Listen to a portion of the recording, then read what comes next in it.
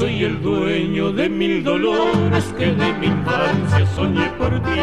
Jardín de ensueño lleno de rosas, viendo tu imagen me hacía feliz. Y tu suspiro encerró un misterio que dentro mío se despertó.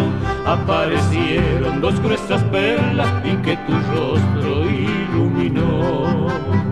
Yo soy aquel que veló tu sueño cuando dormías, cálida flor, noches de estrellas, de luna llena, bebe tu sueño con esplendor.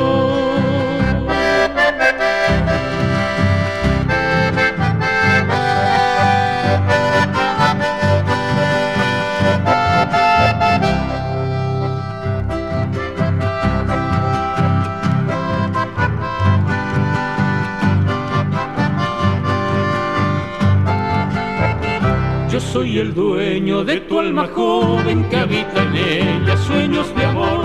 Quiero que sigas posada al sueño y contemplarte mi bella flor.